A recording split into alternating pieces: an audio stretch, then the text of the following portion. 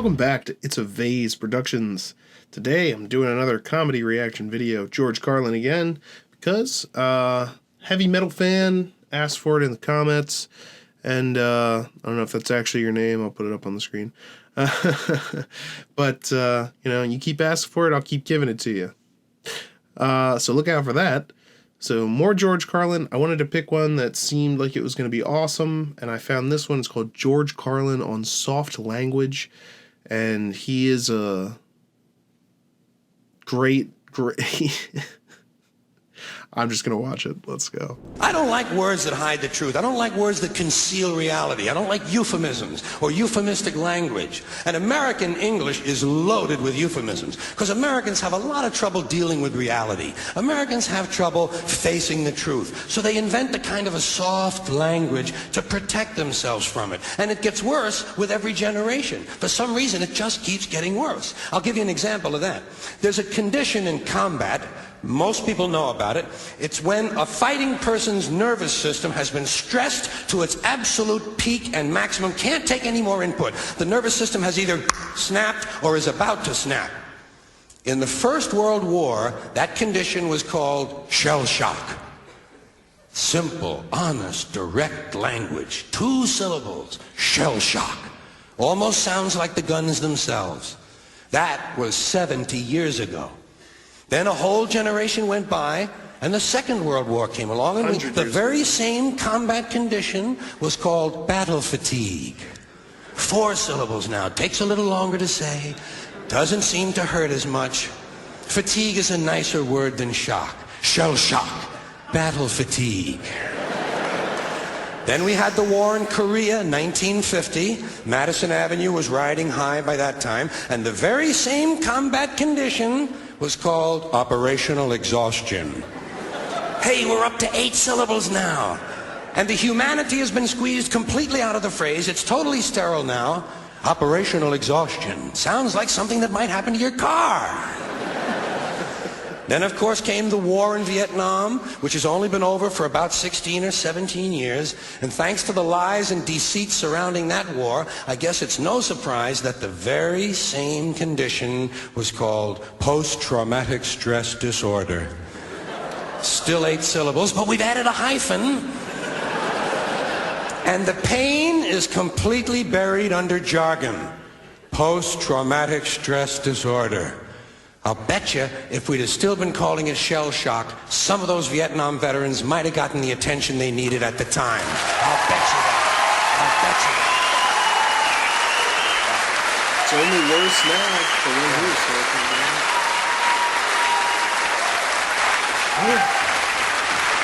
it.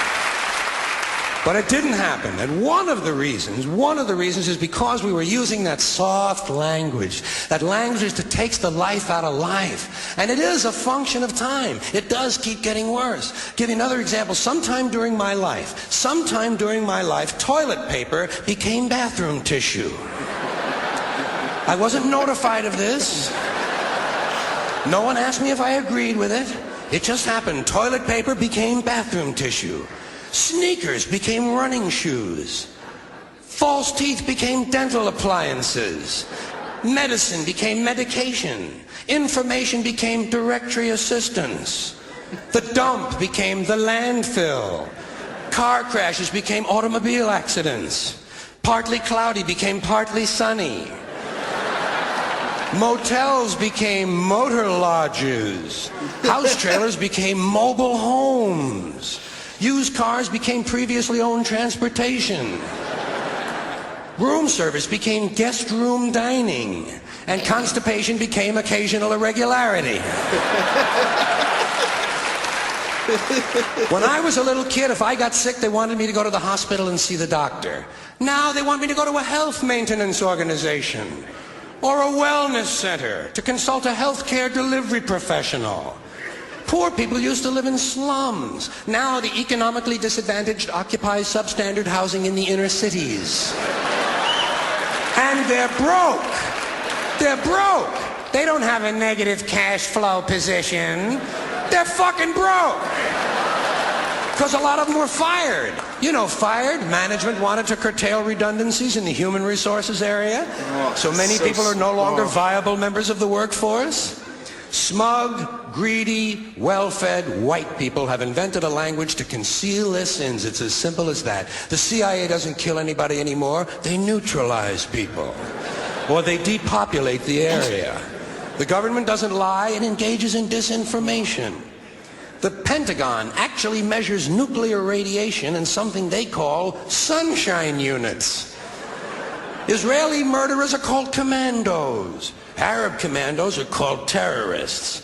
Contra killers are called freedom fighters. Well, if crime fighters fight crime and firefighters fight fire, what do freedom fighters fight? They never mention that part of it to us, do they? Never mention that part of it. I gotta make a meme out of that.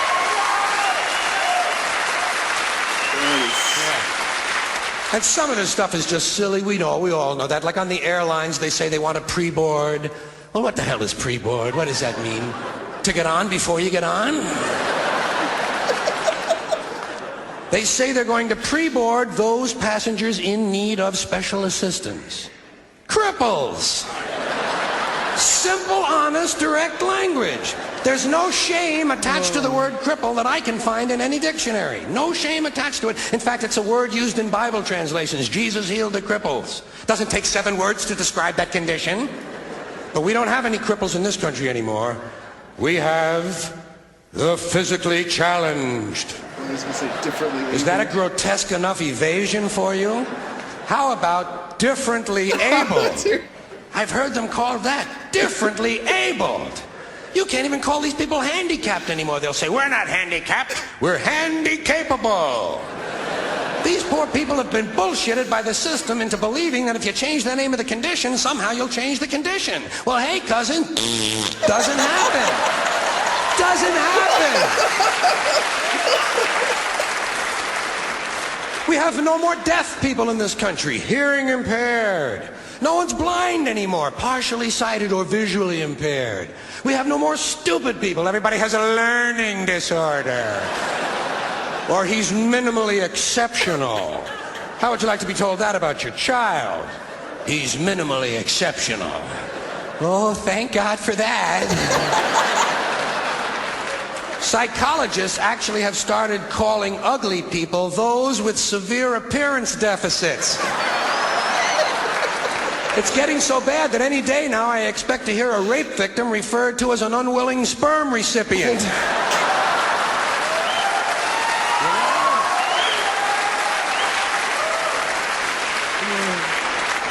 And we have no more old people in this country. No more old people. We shipped them all away, and we brought in these senior citizens. Isn't that a typically American 20th century phrase? Bloodless, lifeless. No pulse in one of them. A senior citizen. But I've accepted that one. I've come to terms with it. I know it's here to stay. We'll never get rid of it. That's what they're going to be called, so I'll relax on that. But the one I do resist, the one I keep resisting, is when they look at an old guy and they'll say, look at him, Dan. He's 90 years young. Imagine the fear of aging that reveals. To not even be able to use the word old to describe someone. To have to use an antonym. And fear of aging is natural, it's universal, isn't it? We all have that. No one wants to get old, no one wants to die, but we do. So we bullshit ourselves. I started bullshitting myself when I got to my 40s. As soon as I was in my 40s, I'd look in the mirror and I'd say, well, I guess I'm getting older. Older sounds a little better than old, doesn't it? Sounds like it might even last a little longer. Bullshit, I'm getting old. And it's okay, because thanks to our fear of death in this country, I won't have to die. I'll pass away.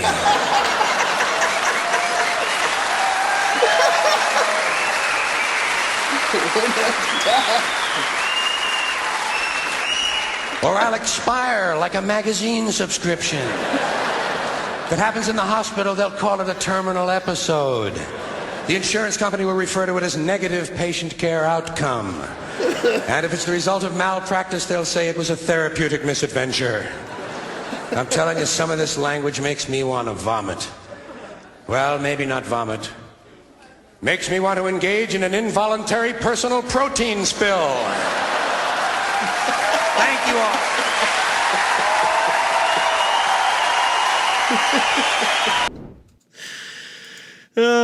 That is a wonderful, not just comedy closing, but just in general, he made some really good points about the power of language. And when he was making this, when did this probably air originally? I mean, the 90s? I'm thinking he looked a little bit older there, so in the 90s, maybe early 2000s at the very latest, but I don't think so. I think this was... And the kind of stuff he's talking about is incredibly relevant today. That's one of the reasons he's one of my favorite comedians, is that the stuff that he talks about and the stuff that that's what he understands. Like, he sees the bigger picture. I love that. There's a bigger picture at play here. The things that you're thinking about, you're not seeing the whole thing. He sees the whole thing. And it's great. I just love listening to him. I feel like you're learning and laughing. It's 2 good L's. Anyway, I'm going to learn and laugh some more when I do my next reaction video. Tell me what you want me to watch in the comments. I'm definitely down to watch some more George Carlin, but I'll watch whatever you tell me to watch, within reason. And I'll see you next time.